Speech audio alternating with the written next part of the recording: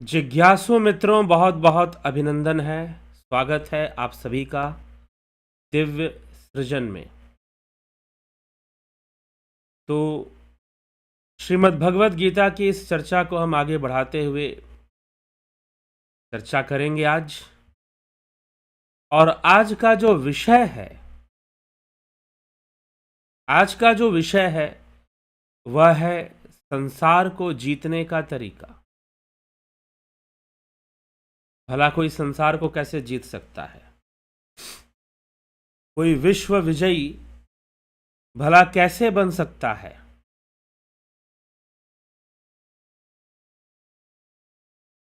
तो विश्व विजयी बनने का क्या तरीका हो सकता है? सिकंदर चला था दुनिया जीतने, रावण चला था,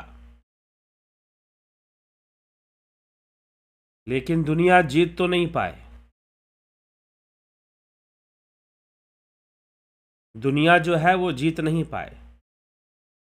वैसे आजकल चर्चा चल रही है, कुछ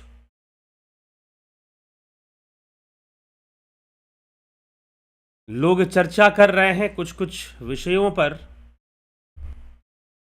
तो वो जो चर्चा है, जब राजनीति में कोई चर्चा होती है तो वो किसी दूसरे उद्देश्य से होती है।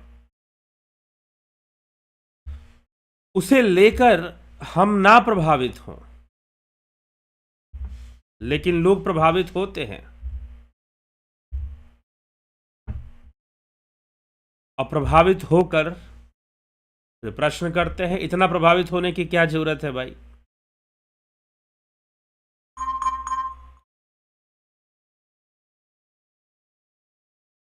तो यह प्रभावित नहीं होना है और इस विषय में अपनी दृष्टि को स्पष्ट रखना है। इसीलिए आज एक वीडियो डाला किसी नेता ने, किसी राजनेता ने।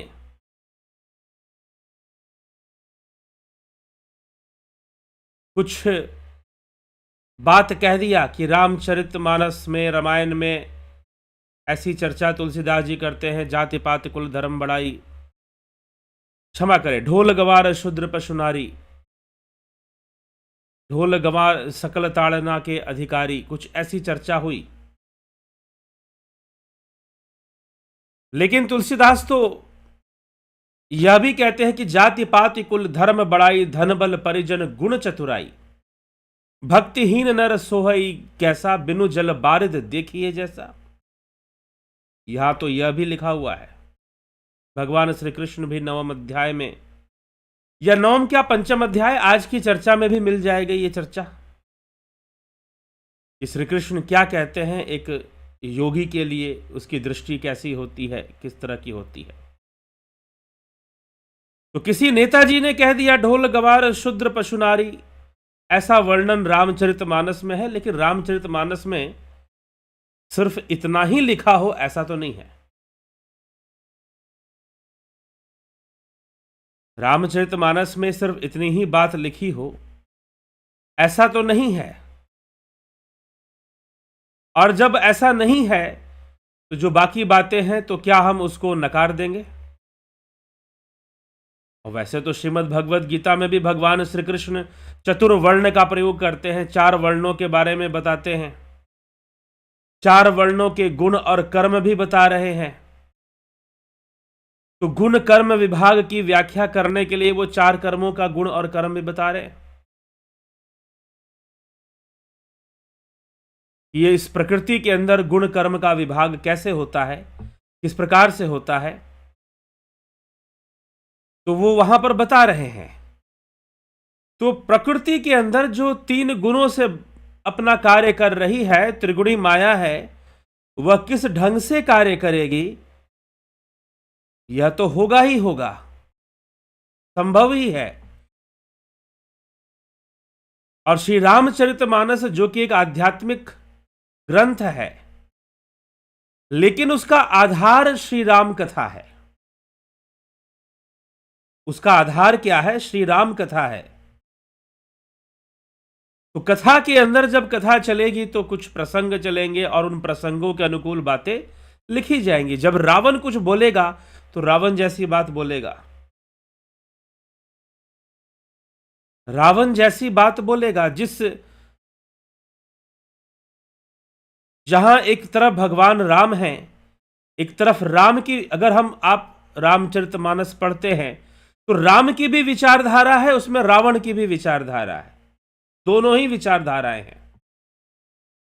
और यदि आपने रावण की विचारधारा पढ़ ली और आपने कह दिया कि अरे भाई रावण की विचारधारा या तो पढ़ ली, और आप कहो कि नहीं ये तो तुलसीदास जी ने लिख दिया, ये तो उन्होंने गलत लिख दिया, पूरा प्रसंग तो पढ़ लो। आज के वीडियो में यही बताया गया,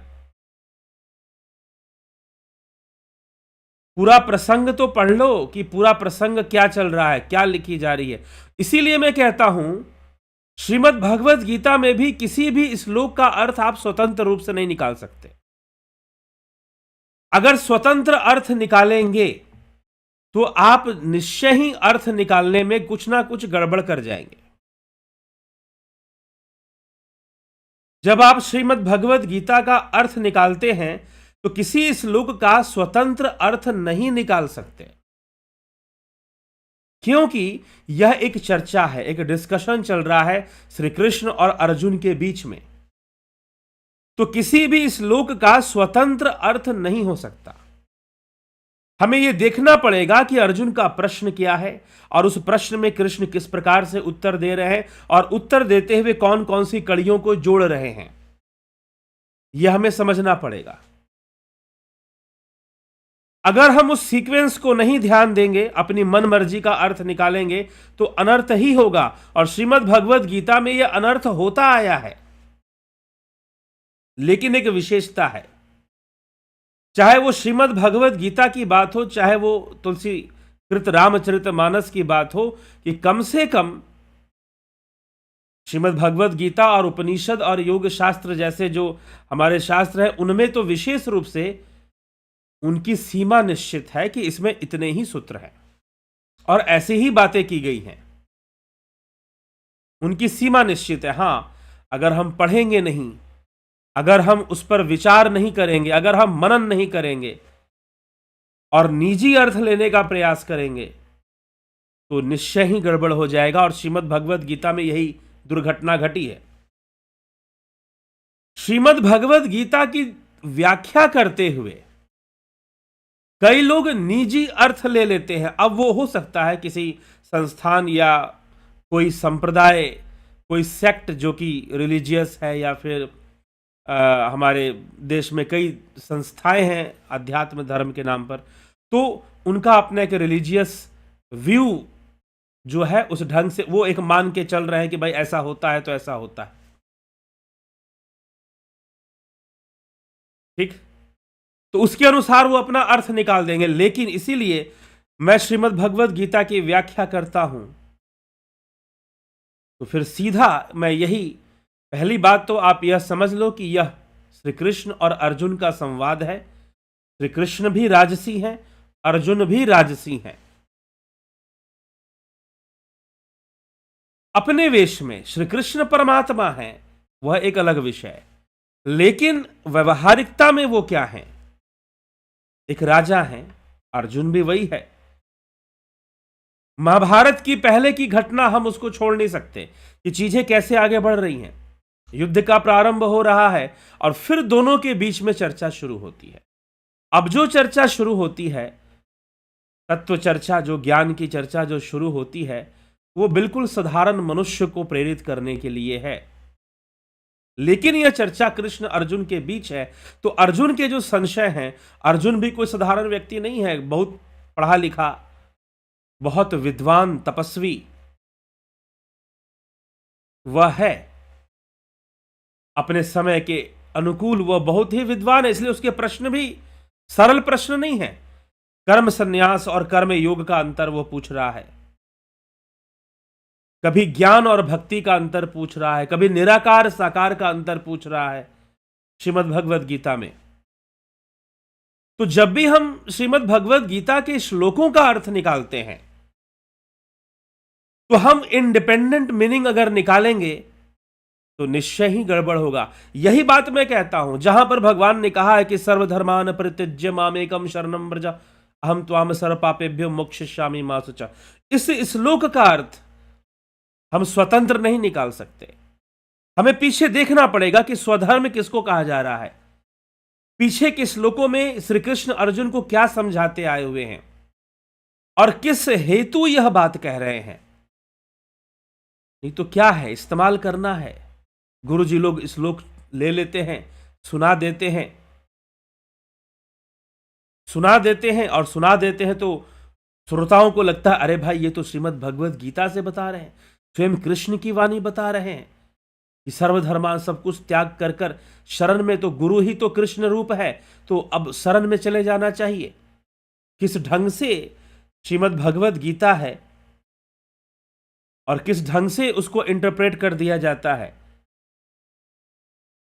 अब ये तो कोई नहीं सुनाता कि भगवान यह भी कहते हैं 6ठे अध्याय के प्रथम श्लोक में, अनाश्रितो कर्म फलम कार्यम कर्म करो इति यह सन्यासी च योगी, कि मैं उसी को सन्यासी योगी मानता हूं जो कर्म फल के प्रति अनाश्रित होकर कर्म कर्तव्यों को कर रहा है, ना कि मात्र बाहर से अग्नि कर्मों का त्याग कर कर वो सन्यासी हो गया है। गृहस्थ में जो अग्नि कर्म है उनको त्याग कर कर वो, मैं ऐसे को नहीं मानता सन्यासी, मैं ऐसे को योगी नहीं मानता, बल्कि जो अनाश्रित होकर कर्म फल के प्रति अपने कर्तव्यों की पालना कर रहा है उसे मैं सन्यासी योगी मानता हूं। तो जब तक हम गीता का परिवेश त्याग देंगे, हम भूल जाएंगे कि ये तो महाभारत का युद्ध था ही नहीं। अब बहुत सारे हैं लोग जो कहेंगे अरे नहीं नहीं ये तो काल्पनिक बनाया गया, लोगों को समझाने के लिए कल्पना की गई कि युद्ध भूमि है, उसमें कोई कृष्ण है, कोई अर्जुन है। ऐसे गुरु जी लोग मैंने सुने हैं, वो ऐसी कहानी सुनाते हैं, अपने प्रवचन में बताते हैं ये सब काल्पनिक है। अगर मान लो कि काल्पनिक है और विचारधारा सही है, कुछ देर के लिए हम मान भी ले उनकी बात, यद्यपि मैं व्यक्तिगत रूप से नहीं मानता, लेकिन अगर मान भी ले कि महाभारत की घटना एक काल्पनिक घटना है, तो भी जिसने अगर कल्पना की होगी सोच समझ के की होगी ना भाई। युद्ध भूमि का दृश्य ही क्यों कल्पना की, श्री कृष्ण और अर्जुन को ही क्यों कल्पना में लाया कि एक राजा, जो राजा है उन्हीं को कल्पना में, साधु सन्यासी को ले लेता कोई आश्रम का दृश्य जहां कोई साधु बैठे हुए हैं और वो अपने सन्यासी शिष्यों को समझा रहे हैं, वो दृश्य क्यों नहीं लिया, उस दृश्य की कल्पना क्यों नहीं की। या आजकल जैसे आश्रम है, बहुत सारे युवक होते हैं या युवतियां जो उन आश्रमों में जाते हैं और वहां रहते हैं, उनका कोई माहौल क्यों नहीं ले लिया, वो दृश्य कल्पना में क्यों नहीं ले लिया, युद्ध भूमि का दृश्य ही कल्पना में क्यों लिया। तो यह विचार करने योग्य है। हम उस परिवेश को छोड़कर अर्थ निकालेंगे तो गलत होगा। वैसे ही वही बात है, ढोल गंवार शूद्र पशु नारी में भी वही बात है। आप किस दृष्टि से सुनते हो, सुनते रहो। परिवेश क्या है, प्रसंग क्या है। प्रसंग है कि समुद्र का राजा, राजा देवता भी होता है।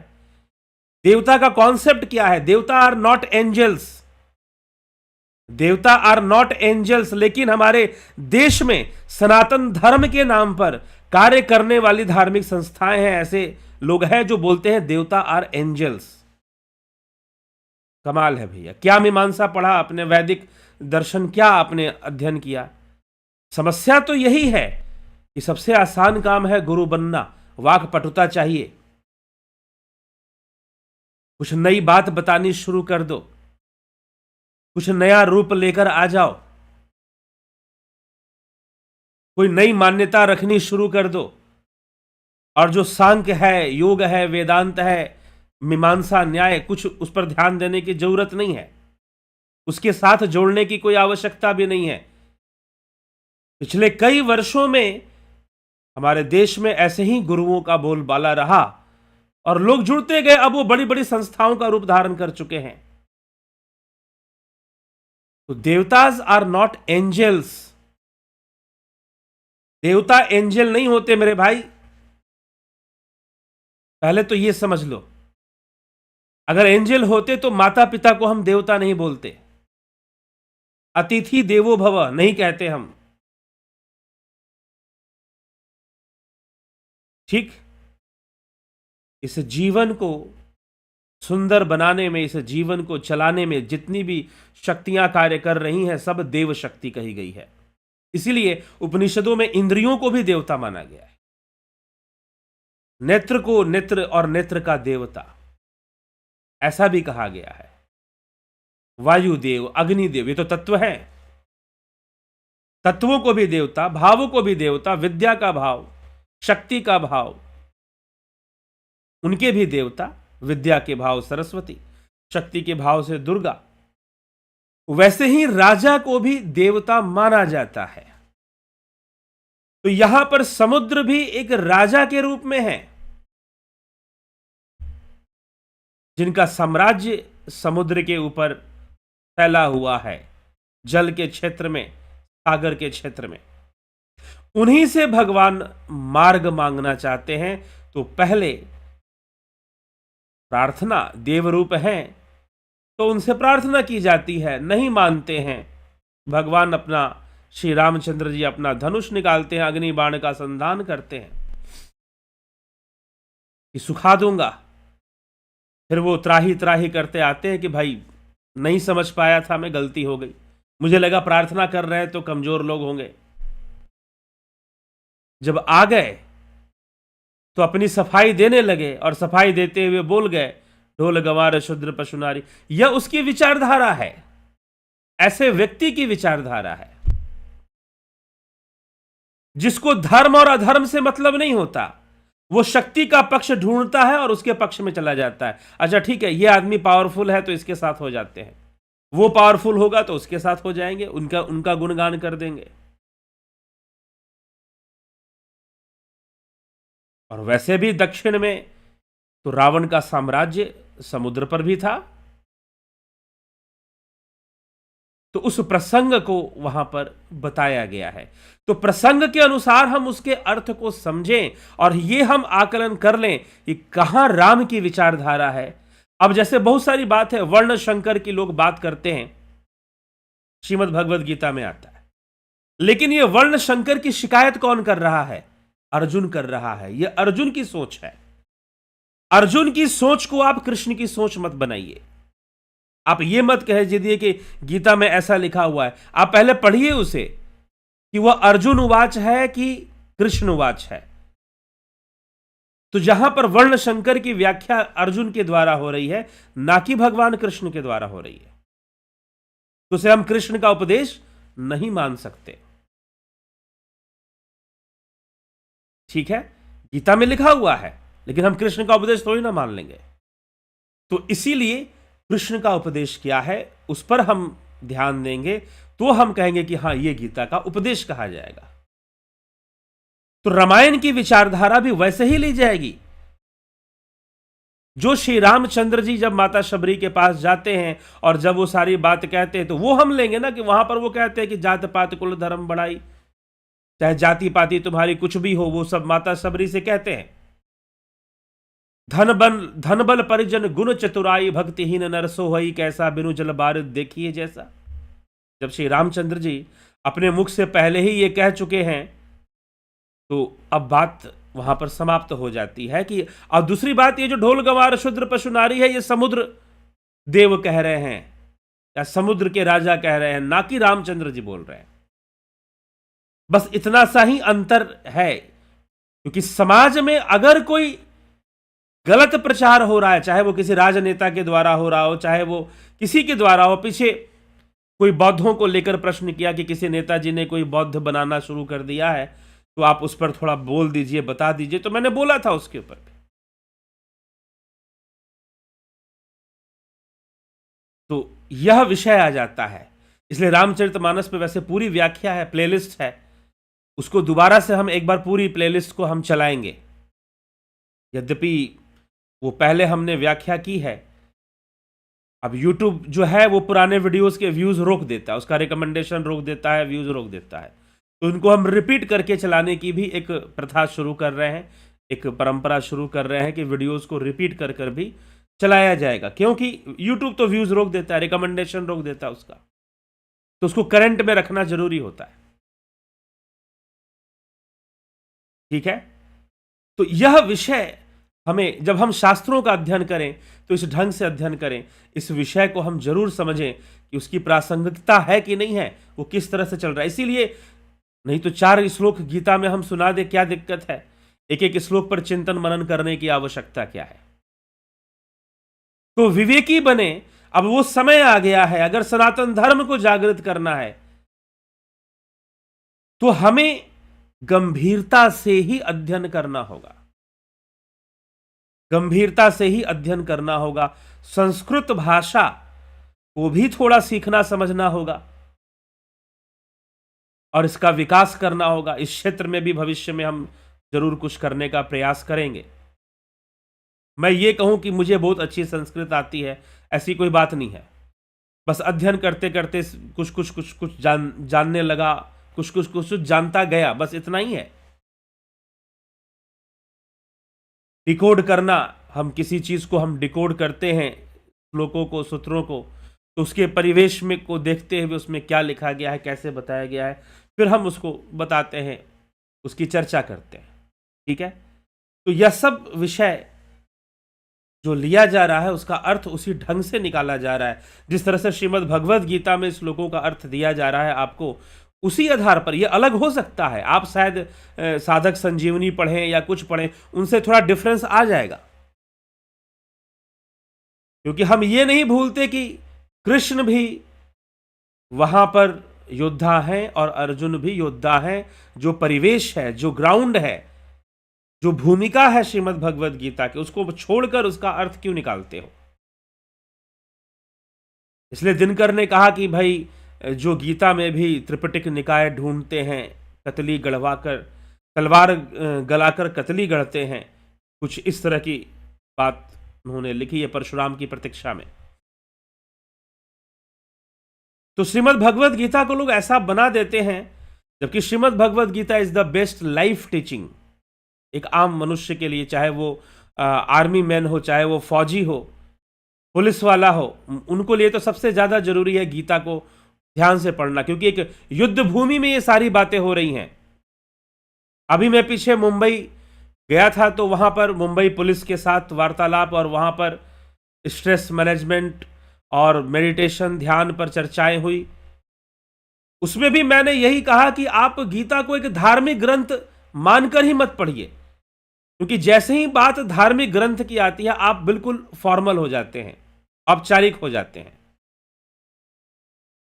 एक बार आप गीता को इस दृष्टि से पढ़िए कि अर्जुन युद्ध भूमि में खड़ा है, महाभारत के पूरे परिवेश को समझिए और कृष्ण उसे समझा रहे हैं। एक ऐसा माहौल जहां युद्ध भूमि है, थोड़ी सी कल्पना कीजिए कि आप युद्ध भूमि में खड़े हैं, आपके हाथ में चाहे धनुष बाण है, चाहे उस जमाने में धनुष बाण हुए करते, आज के जमाने में लोग एक राइफल्स रखते हैं, गन रखते हैं, लेकिन कहां से गोली आएगी युद्ध भूमि में नहीं पता, कहां से गोली आएगी और कहां हमें मार देगी नहीं पता, ऐसा माहौल होता है। और अर्जुन ऐसे माहौल में खड़ा है, और वो भी उसका पूरा कुटुंब खड़ा है। आप मान के चलो कि आपका पूरा परिवार ऐसे माहौल में खड़ा हो जाए जहां पर कहीं से भी गोली आए और लग जाए, किसी की मृत्यु कभी भी हो सकती है। अर्जुन का पूरा कुटुंब खड़ा है, पूरा परिवार खड़ा है, आसान नहीं है, सरल नहीं है। तो श्रीमद् भगवद गीता का हम वैसे ही अनमने ढंग से अर्थ नहीं ले सकते, कोई भी हम ऐसा अर्थ नहीं निकाल सकते। तो हमें यह विचारणीय है, विचार करना है कि हम अर्थों को सही लेंगे, प्रासंगिक रूप से लेंगे तो शायद सटीक बातें निकलेंगी। वही रामचरितमानस के साथ भी बात लागू हो जाती है और वही काम करने का प्रयास किया गया है। तो अब जो है भगवान कृष्ण कहते हैं, पहले तो भगवान श्री कृष्ण ने कर्म संन्यास, कर्म योग के अंतर को समझाया, फिर समझाया कि देखो ये जितना भी कर्म हो रहा है, जो भी कर्म हो रहा है, वो परमात्मा के द्वारा सृजित नहीं हो रहा है, प्रभु के द्वारा इसका सृजन नहीं है। और वह जो परमात्मा है ना तो इन कर्मों का ग्रहण करता है, ना तो वो पाप कर्मों को ग्रहण करता है, ना पुण्य कर्मों का ग्रहण करता है। यह तो प्रकृति की त्रिगुणी माया का खेल है और उसी में ये चलता रहता है, उसी में ये चलता रहता है। लेकिन जो इससे ऊपर उठकर, इस खेल से, त्रिगुणी माया का जो खेल है, जहां पाप भी हो रहा है, जहां पुण्य भी हो रहा है, जहां कर्म भी हो रहा है और जहां कर्मों का फल भी प्राप्त हो रहा है, जहां कर्मों का फल भी प्राप्त हो रहा है, तो जहां कर्मों का फल भी प्राप्त हो रहा है, ऐसी ऐसी स्थिति में हमें क्या करना चाहिए? ऐसी स्थिति में अगर हम इस त्रिगुणी माया से ऊपर उठते हैं, तो 3 गुणों से ऊपर के, अभी 3 गुणों के से ही बुद्धि निर्मित है। अगर हम सांख्य शास्त्र को लें तो 3 गुणों से ही बुद्धि निर्मित है, 3 गुणों से ही अहंकार निर्मित है, 3 गुणों से ही मन निर्मित है, और 3 गुण फिर सात्विक, राजसी और तामसी अहंकार। सात्विक अहंकार से ज्ञानेंद्रियां और कर्मेंद्रियां, राजसी अहंकार से कर्म को माना जाता है, नहीं तो तामसी अहंकार से तन्मात्राएं और पंचभूत, पंच तन्मात्राएं पंचभूतों का निर्माण माना गया है। फिर पंचीकरण से इनका स्थूल रूप माना गया है। तो इस प्रकार से यह वर्णन आता है। तो बुद्धि से भी परे, 3 गुणों से भी परे वह आत्मा है, और जो उस आत्मा को जान लेता है, अपने अंतःकरण को जीत लेता है, क्योंकि संपूर्ण संसार का वास कहां पर है? तो आपके अंतःकरण में है। अंतःकरण किसे कहते हैं? अंतःकरण चतुष्टय, मन बुद्धि चित्त अहंकार, अंतःकरण हम इसको कहते हैं। तो जो अंतःकरण है, उस पर जिसने विजय प्राप्त कर लिया है, तो वो दुनिया को भी जीत जाएगा। इसीलिए भगवान कहते हैं, तू येषाम आत्मनः ज्ञानेन तत् अज्ञानम नाशितम तेषाम तत् ज्ञानम आदित्यवत् परम प्रकाशयति। जिन्होंने अपने जिस ज्ञान के द्वारा अज्ञान का नाश कर दिया है, उनका वह ज्ञान सूर्य की तरह आदित्यवत, तेषाम आदित्यवत ज्ञानम, आदित्यवत सूर्य की तरह परम तत्व को प्रकाशित कर देता है, अर्थात उन्हें परम तत्व का ज्ञान हो जाता है, जिन्होंने अज्ञान को नष्ट कर लिया है। फिर भगवान कहते हैं, तद बुद्ध्यस्तदात्मान निष्ठास्त तत्परायण, तदात्मान तद बुद्धय तनिष्ठा तत्परायण ज्ञान निर्धूत कल्मषा अपुनरावृतम गच्छन्ति। अपुनरावृतम गच्छन्ति अर्थात जिनका मन तदाकार हो रहा है, जिनकी बुद्धि तदाकार हो रही है, और जिनकी स्थिति तत्व में ही बन गई है, जो तत्व परायण हो गए हैं, तन्निष्ठा तत्परायण ज्ञान निर्धूत कल्मषा, ज्ञान के द्वारा जो पाप रहित हो गए हैं, जिनकी अशुद्धियों का नाश हो चुका है, वह अपुनरावृतिम गच्छन्ति। अपुनरावृतिम अर्थात कि जो पुनरावृत्ति है, जो पुनरावृत्ति है, पुनरावृत्ति कहने का मतलब आवागमन, पुनरपि जरणम पुनरपि मरणम, जरा मरण, जिसको जरा मरण कहते हैं। तो यह जो जरा मरण है, इस जरा मरण का नाश हो जाता है, वह अपुनरावृत्ति गच्छन्ति अर्थात अपुनरावृत्ति की अवस्था को वह प्राप्त कर जाते हैं। अपुनरावृत्ति गच्छन्ति, अपुनरावृत्ति की अवस्था वह प्राप्त करते हैं। तो ऐसी अवस्था उन्हें प्राप्त होती है। तो किसको ऐसी अवस्था प्राप्त होती है? जो उस ज्ञान से अज्ञान का नाश कर देते हैं और अपुनरावृत्ति को वह प्राप्त हो जाते हैं, जिनका मन तदाकार हो गया है, किसमें? तत्व में। जिनकी बुद्धि तदाकार हो रही है, किसमें? तत्व में। जिनकी स्थिति तत्व में परायण हो चुकी है। तो जो तत्व परायण हो चुके हैं, ऐसे साधक ज्ञान के द्वारा शुद्ध हो जाते हैं, सारी अशुद्धियों का नाश कर देते हैं और अपुनरावृतिम गच्छन्ति। अपुनरावृत्ति मतलब परम गति, परम धाम को प्राप्त होते हैं। ऐसे धाम को प्राप्त होते हैं जहां पर अपुनरावृतिम है, मतलब वहां से आना जाना फिर नहीं है। अगर हम योग के अनुसार समझे तो सम अवस्था को प्राप्त, जहां तीनों गुणों की समता है, ऐसी अवस्था को प्राप्त हो, समाधि को प्राप्त हो जाते हैं। जहां से उनका आवागमन नहीं है, तो ऐसी स्थिति में वो चले जाते हैं विद्या विनय संपन्ने। भगवान आगे कहते हैं, विद्या विनय संपन्ने ब्राह्मणे गवि हस्तिनी शुनि चैव स्वपाके च पंडिता समदर्शिनः।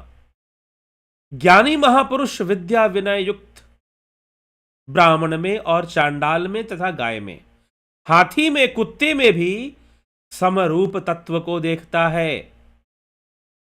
विवेक चूड़ामणि में भी श्री आदि गुरु शंकराचार्य ने यह बात कही है कि ज्ञानी महापुरुष विद्या विनय युक्त ब्राह्मण में, अब कोई ब्राह्मण जो विद्या और विनय से युक्त है, अब कोई चांडाल है तथा कोई गाय है मतलब पशु है, हाथी है या फिर कुत्ते की योनि में है, इन सबको बराबर देखते हैं, समभाव से देखते हैं, समरूप से देखते हैं। समदर्शिनः शुनि चैव स्वपाके च पंडिता समदर्शिना।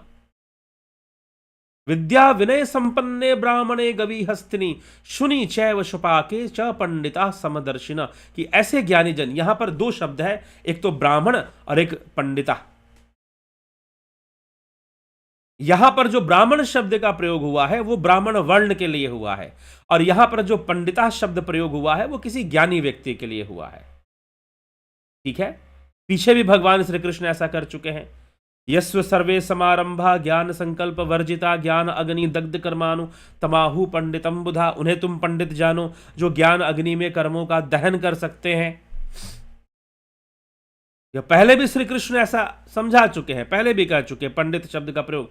इसीलिए कहां पर शब्द, अब ये एक ऐसा श्लोक है जिसमें कि ब्राह्मण शब्द का भी प्रयोग है और पंडित शब्द का भी प्रयोग है। तो पंडित शब्द यहां पर भगवान ज्ञानी जन के लिए कर रहे हैं, जो ज्ञानी जन है, और ब्राह्मण शब्द का प्रयोग ब्राह्मण वर्ण के लिए कर रहे हैं।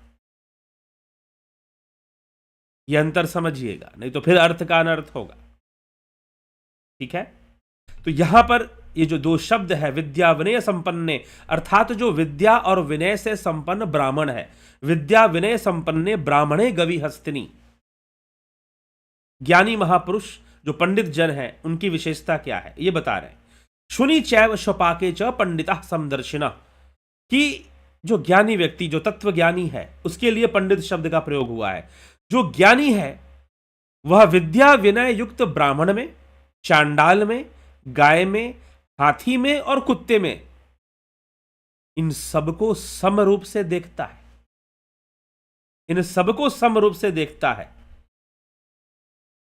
आगे भगवान कहते हैं ऐसा ही योगी, ऐसा ही पंडित। अब यहां पर पंडित और योगी शब्द भी पर्यायवाची अर्थ में लिए गए हैं, समान अर्थ में लिए गए हैं। भगवान कहते हैं इहैव तैर्जितः सर्गो येषाम साम्ये स्थितम मना निर्दोषम ही समम ब्रह्म तस्माद् ब्रह्मणि ते स्थिता। इहैव तैर्जितः सर्गो येषाम साम्ये स्थितम मनः, येषाम मनः साम्ये स्थितम तय इह, जिनका अंतःकरण सम हो गया है, उन्होंने इस जीवित अवस्था में ही, इस जीवित अवस्था में ही सर्गः जितः, संपूर्ण संसार को जीत लिया है। क्योंकि संपूर्ण संसार का अस्तित्व कहां पर है? अंतःकरण में है, मन बुद्धि चित्त अहंकार इंद्रियों की जगत में है।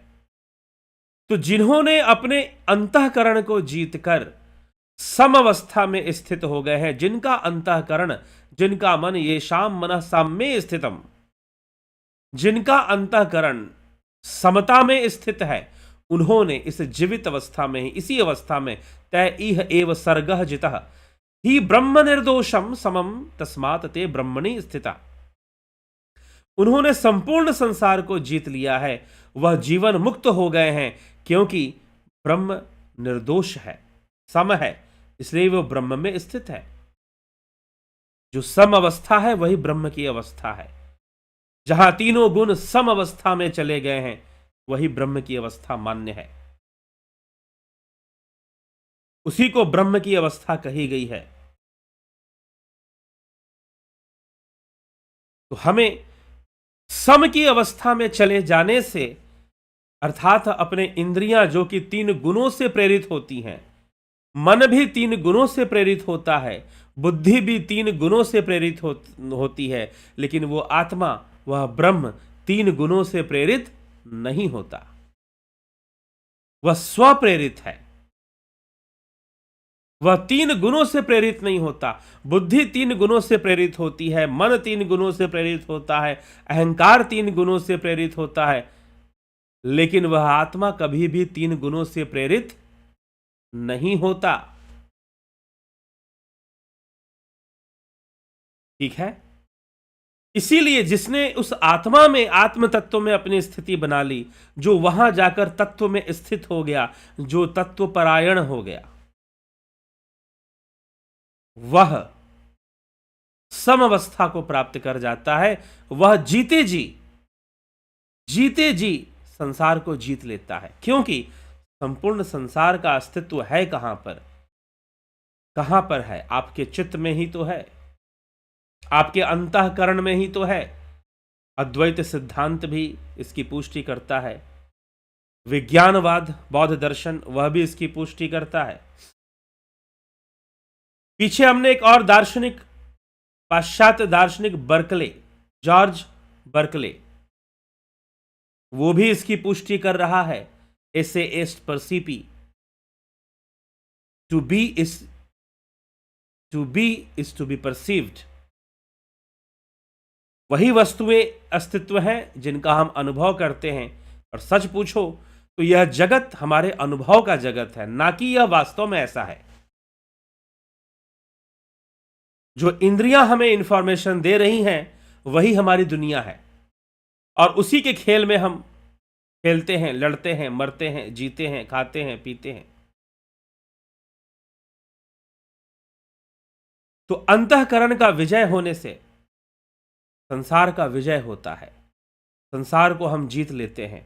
तो इस प्रकार से यह बात श्री कृष्ण भगवान कह रहे हैं। जो तत्वपरायण योगी हैं, जो ऐसे पंडित जन हैं जिनके लिए विद्या विनय से संपन्न ब्राह्मण, चांडाल, गाय, हाथी और कुत्ता, यह सबके अंदर वो समरूप देख लेता है कि सबके अंदर वो सम परमात्मा है,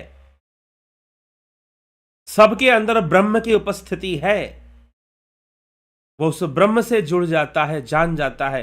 तो फिर ऐसे योगी संसार को जीत लेते हैं। यह संसार को जीत लेने का तरीका है कि आप सम की अवस्था में जाएं, आप संतुलन की अवस्था में जाएं। कुल मिलाकर आप अगर अपने जीवन में चाहेंगे कि what do you need in your life, what do you need in your life, you need only balance.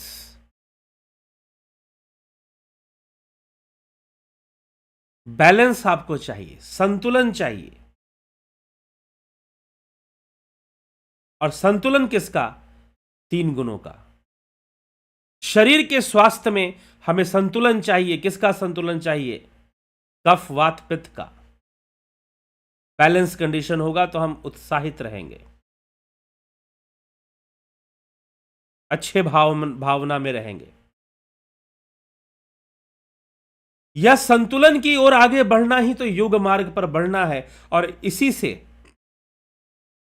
जब अंतःकरण का संतुलन बनेगा, तत्व में स्थिति बनेगी, सम की अवस्था आएगी, तो क्या होगा? संतुलन ही तो स्थापित होगा। आप दुनिया जीत लेंगे। दुनिया जीतने का मतलब यह नहीं कि हमने दुनिया जीत लिया और हम जिसको जैसे चाहेंगे वैसे घुमाएंगे, नचाएंगे, कराएंगे। हो सकता है कि कुछ समय के लिए यह प्रकृति के जो 3 गुण हैं आपको ऐसा करने का मौका दे दें, लेकिन वो हमेशा नहीं रह सकता। आपको ऐसा लगने लगे कि जैसा मैं चाहता हूं वैसा ही हो रहा है। नहीं, ज्यादा देर तक ये अवस्था बन के नहीं रह सकती है। अगले ही क्षण बिगड़ जाएगी, अगले ही क्षण परिस्थितियां बदलेंगी। ना तो सिकंदर जीत पाया, ना रावण जीत पाया, ना कोई इसको जीत पाया। अंत में सम्राट अशोक जीतने चला था, बहुत कुछ जीता भी, संभाला भी, लेकिन अंत में उसको भी समझ में आ गया कि भैया संतुलन के मार्ग पर चलना चाहिए। और उसके समय जो भी साधना उपलब्ध थी, बौद्ध साधना, उसने वो सीखा, वो किया अशोक ने। महाराज भर्तृहरि विक्रमादित्य के बड़े भाई भी कहे जाते हैं, वो उन्होंने भी संसार को खूब भोगा। कई विवाह कर लिए, लेकिन अंततः गुरु गोरखनाथ की शरण में गए और योग को प्राप्त हुए। तो इस तरह से यह सारा खेल है। हम इसको समझने का प्रयास करें और खुद के जीवन को हम समझने का प्रयास करें कि हमें क्या प्राप्त होना है जीवन में। तो हमें वास्तव में संतुलन की अवस्था को प्राप्त होना है। वही जब इसकी पूर्ण परिपक्वता होगी तो हम समाधि को प्राप्त हो जाएंगे, हम बिल्कुल सम हो जाएंगे। तो जिसने अपने आप को सम कर लिया, जिसने अंतःकरण पर विजय प्राप्त कर लिया, जिसने अपने अंदर बढ़ने वाले गुणों को देख लिया, कब मेरे अंदर तमोगुण बढ़ रहा है, कब मेरे अंदर सतोगुण बढ़ रहा है, कब मेरे अंदर रजोगुण बढ़ रहा है, इंट्रोस्पेक्शन कर लिया।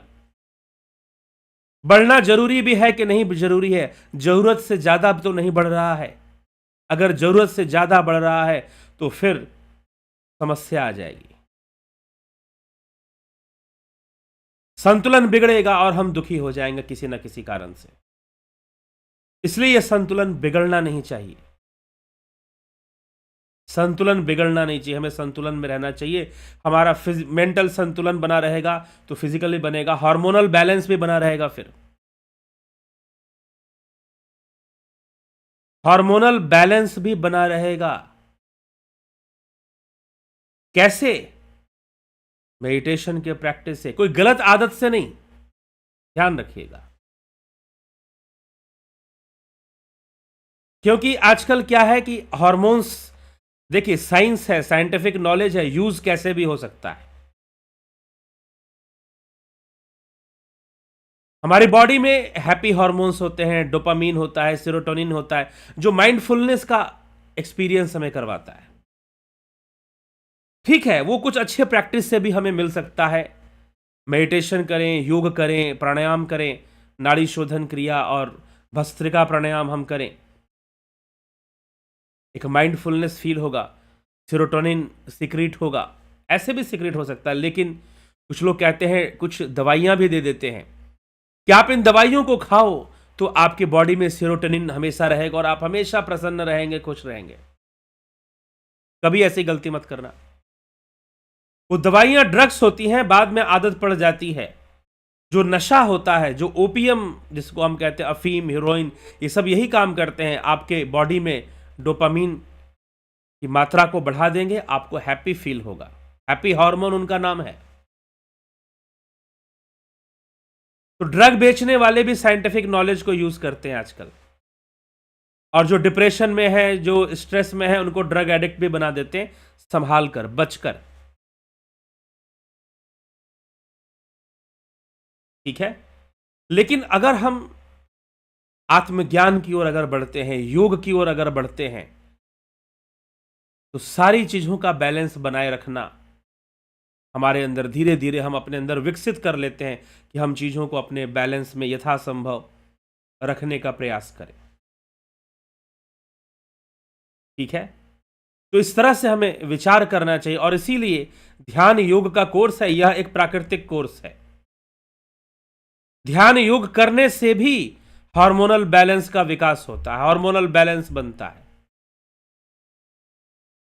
ध्यान योग करने से भी हार्मोनल बैलेंस डेवलप होता है, आपकी हार्मोन्स कंट्रोल में आती हैं, उनकी सिक्रीशंस कंट्रोल में आती हैं, क्योंकि आप शांत हो जाते हैं। तो आपके जो एंडोक्राइन सिस्टम है उस पर कोई प्रेशर नहीं पड़ता है। लेकिन जब आप स्ट्रेस में होते हैं, तनाव में होते हैं, तो आपके एंडोक्राइन ग्लैंड्स पर प्रेशर पड़ता है, वो प्रेशराइज होते हैं और उनकी जो हार्मोनल सिक्रीशन है उनमें प्रॉब्लम आ जाती है। फिर जो स्राव है, जो स्रावित ग्रंथियां हैं,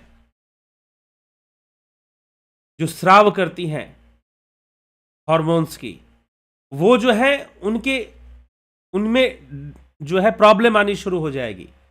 लेकिन अगर हम कुछ देर के लिए शून्य अवस्था में जाएं, ध्यान के द्वारा शांत अवस्था में जाएं, तो हमारा जो हार्मोनल बैलेंस है वो मेंटेन होगा। फिर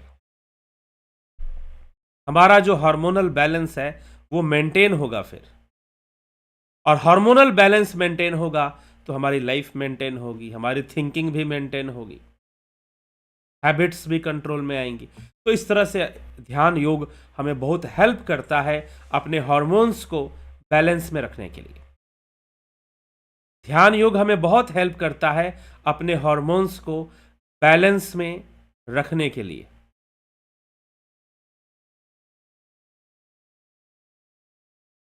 ठीक। तो हमें अपने हार्मोन्स को अगर हम बैलेंस में रखना चाहते हैं और एक संतुलित जीवन जीना चाहते हैं, तो हमें ध्यान योग को अपना जीवन साथी बनाना चाहिए। आजीवन, हमेशा, जब तक हम जीवित रहेंगे, इस ध्यान योग के साथ हम जीवित रहेंगे, निरंतर अभ्यास में रहेंगे, तो बहुत बड़ा लाभ हमें प्राप्त होगा। अन्यथा जो चल रहा है वैसे चलेगा, जीवन तो अस्थाई है ही। लेकिन अगर हम स्थिर होना जाने, शांत होना जाने, तो हमें बहुत ही सपोर्ट मिलेगा अपने जीवन को बेहतर ढंग से जीने का। तो ध्यान योग, इससे मोक्ष मिल जाएगा, समाधि हो जाएगी, बहुत आगे की बात है। सबसे पहले तो हमारा जीवन बेहतर होगा, बेटर लाइफ होगी अगर हम ध्यान योग को अभ्यास करते हैं, रेगुलर अगर प्रैक्टिस में ले आते हैं, सीखते हैं। तो 20 जनवरी से यह ध्यान योग का कोर्स शुरू हो रहा है। 20 जनवरी से यह ध्यान योग का कोर्स शुरू हो रहा है। आप इसे ज्वाइन कर सकते हैं और सीखकर अपने जीवन को बेहतर कर सकते हैं और दूसरों के लिए भी मार्गदर्शक बन सकते हैं। प्राकृतिक चिकित्सा के ऊपर भी यह कोर्स है, लेकिन दोनों आप करें तो बेहतर लाभ आपको मिलेगा। शरीर को संतुलन में रखना, विजातीय द्रव्यों से मुक्त रखने का प्रयास करना। ठीक। तो इस प्रकार से ये कोर्सेस 20 जनवरी से शुरू हो रही हैं। फिलॉसफी का भी कोर्स आप ज्वाइन कर सकते हैं 20 जनवरी तक। तो चलिए हम आगे बढ़ते हैं और आपके टिप्पणियों को देखते हैं, कमेंट्स को देखते हैं, फिर विराम देंगे इस कार्यक्रम को। नवज्योति नाथ जी, बहुत अभिनंदन है। राजू पाल जी, शंकर प्रसाद जी, अमन कक्कर जी, संतोष कुमार जी, गोविंद प्रसाद नीमा, शिखर शर्मा, रूपलाल विश्वकर्मा, जगत नारायण, माधुरी कोल्हे जी, पंकज सोनी, राम गोपाल जांगीड़, विष्णु चंद्र मौर्य, विनोद कुमार सूद, नूतन भट्ट जी। आपको फ़ोन कितने बजे कर सकते हैं? आप पहले व्हाट्सअप मैसेज कर लीजिए, वो ज़्यादा बेहतर होगा। आप पहले व्हाट्सअप मैसेज कर लीजिए और व्हाट्सअप मैसेज कर कर आप टाइम ले लीजिए कि फ़ोन कितने बजे कर सकते हैं। वैसे सामान्यतः आप दिन में 10 बजे के बाद आप कर सकते हैं, लेकिन फिर भी अच्छा होगा कि आप, क्योंकि इतनी कई बार किसी दूसरे कार्य में व्यस्त हो जाते हैं, तो बेहतर होगा कि आप पहले एक बार संपर्क कर लीजिए, फिर टाइम ले लीजिए। अगर उसी समय होगा तो मैं बता दूंगा, नहीं तो आप बाद में फ़ोन कर सकते हैं। नहीं तो शाम को भी कर सकते हैं आप, 4 बजे के बाद 5, 6, 7 बजे के करीब भी, 7 बजे तक आप फ़ोन कर सकते हैं शाम को भी। शाम के समय कई बार मैं फ्री रहता हूँ, लेकिन कभी कभी नहीं भी रहता हूँ। तो बेहतर होगा कि आप मैसेज करें और पूछ लीजिए कि बात करनी है तो कब फ़ोन करें। ये तरीका होता है। अच्छा किया आपने पूछा। कन्हाई कुमार जी, सतीश कुमार जी, विक्रम सिंह जी, रामविलास जी, बीकू कुचाड़िया जी, घनश्याम सरोदे, श्वेता राय सिन्हा जी, कविता नायक जी, व्यास सिंह, रहस्य सपनों का, किशोर वैद्य जी, आज सादर प्रणाम सर। आज रामायण का दोहा, ढोल गवार शूद्र पशुना। जी हाँ, रहस्य सपनों का दंडवत पर रतन सिंह जी की व्याख्या एकदम सही है। आपको धन्यवाद, बहुत आभार आपका। रिया कुकरेजा जी, कमलेश खैरनर, दया रानी जी, ट्रू इंडियन, देवरतन बलदावा जी, बहुत अभिनंदन है आपका। आशा रानी जी, गोविंद कुमार जी, आज लोग जय भीम करते हैं, धर्म ग्रंथ को गलत बता रहे हैं। क्या धर्म ग्रंथ आने वाले मनुष्य के लिए मार्गदर्शन का काम नहीं करती? कर ही रही है, कैसे नहीं करती? अगर नहीं करती तो हम यहां पर चर्चा ही क्यों करते? शास्त्रों की यहां चर्चा ही क्यों होती? लेकिन उसमें से लेना क्या है, यह समझने योग्य बात है। ठीक, जय भीम कर कर जो ऐसे कर रहे हैं, वो अपनी मर्जी से भीम की परिभाषा निकाल रहे हैं या अपनी मर्जी से भीम को समझने की कोशिश कर रहे हैं। राजनीतिक मूवमेंट आप समझिए उसे, पॉलिटिकल मूवमेंट समझिए उसे, आप आध्यात्मिक मत समझिए या धार्मिक मत समझिए। राजनीति पता नहीं लोगों से क्या क्या करवा ले।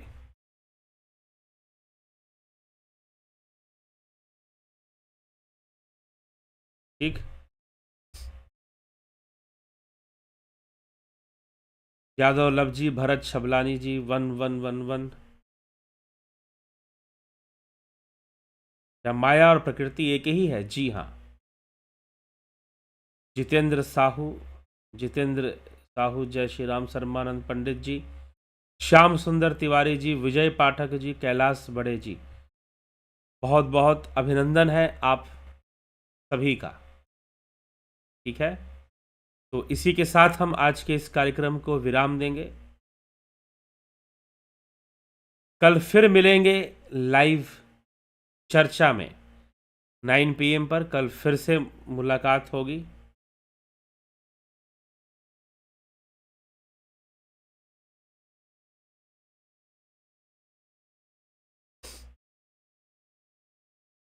इस पर हम चर्चा करेंगे। मिस्टर ASR कह रहे हैं परमात्मा सत्य है, परमात्मा संपूर्ण जगत में व्याप्त है, लेकिन जगत मिथ्या है। कैसे? लेकिन इस अनंत ब्रह्मांड के एग्जिस्टेंस को भी तो नहीं नकार सकते। कौन नकार रहा है भाई? पहली बात तो यह है, नकार कौन रहा है? आदि गुरु शंकराचार्य ने त्रिसत्ता का वर्णन किया है, व्यवहारिक, प्रतिभासित और पारमार्थिक। ब्रह्म को पारमार्थिक सत्ता का सत्य माना है और व्यवहारिक सत्ता में तो संसार ही सत्य है। ठीक है, तो पहले तो यह आप जान लीजिए, पारमार्थिक सत्ता में जानने के बाद संसार मिथ्या है, तो यह सिद्ध होगा ब्रह्म सत्यम जगन मिथ्या। ठीक है, व्यवहारिक सत्ता में इंद्रिय सत्ता है। क्या सत्ता है? इंद्रियों की सत्ता है, क्योंकि आप जो भी अनुभव कर रहे हैं, सुख दुख जो भी अनुभव कर रहे हैं, इंद्रियों से कर रहे हैं। आप जो भी अनुभव कर रहे हैं, इंद्रियों से कर रहे हैं। कोई भी अनुभूति आ रही है, इंद्रियां आपको बता रही हैं। तो यह मान्य है कि भाई बाह्य जगत तो इंद्रियों पर ही निर्भर है। इंद्रियों से हटकर हमें बाह्य जगत की कोई अनुभूति नहीं हो पाती। इंद्रियों से हटकर हमें बाह्य जगत की कोई अनुभूति नहीं हो पाती। इसीलिए इसे इंद्रिय जगत कहा जाएगा। और इंद्रियों में 3 गुणों का विकास है, 3 गुण कार्य करते हैं, इसीलिए अंततः इसे मिथ्या कहा जाएगा। मिथ्या कहने का तात्पर्य क्या है? झूठ नहीं। मिथ्या का अर्थ झूठ नहीं, मिथ्या का अर्थ मैनिपुलेटेड। मिथ्या का अर्थ मैनिपुलेटेड, जो मैनिपुलेट हो चुका है, जो बदला जा चुका है, जो जैसा है वैसा नहीं दिखाई देता, कुछ और दिखाई देता है। जैसे कि अंधकार में, या फिर थोड़े से अंधकार में जहां रोशनी कम है, वहां पर रस्सी भी सांप की भांति दिखाई देती है, सर्प की भांति दिखाई देती है। वैसे ही यह संसार है, स्वप्न के मानिंद। गोस्वामी जी ने इस विषय में लिखा है, गोस्वामी तुलसीदास इस विषय में लिखते हैं, जो सपने सिर काटे कोई, बिन जागे दुख दूर ना होई। कि जैसे हम स्वप्न में कोई सिर काट रहा हो तो हम बड़े दुखी होते हैं, लेकिन दुख दूर हो जाएगा जब आप जाग जाओगे, निद्रा से जाग जाओ, दुख दूर हो जाएगा। नहीं तो स्वप्न जब देखते हो तो स्वप्न ही सत्य होता है। जब आप स्वप्न देख रहे होते हैं तब स्वप्न ही सत्य होता है। ऐसी स्थिति बन जाती है।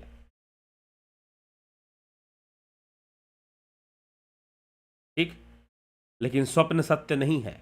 वैसे ही इंद्रिय जगत में इंद्रियों की सत्ता ही सत्य दिखाई देती है। इंद्रियों से ऊपर उठकर अगर पारमार्थिक सत्ता को प्राप्त कर लिया जाए, अगर ब्रह्म को जान लिया जाए, तो स्वतः ही पता चल जाएगा कि जगत मिथ्या है, जगत मिथ्या है। इस तरह से बात को समझाया गया है, ब्रह्म सत्यम जगत मिथ्या। ठीक है, तो एक विशेष परिस्थिति में जगत मिथ्या है। जैसे कि जब आप सपना देखते हैं, प्रत्येक व्यक्ति कभी ना कभी स्वप्न तो जरूर देखता है सोते समय।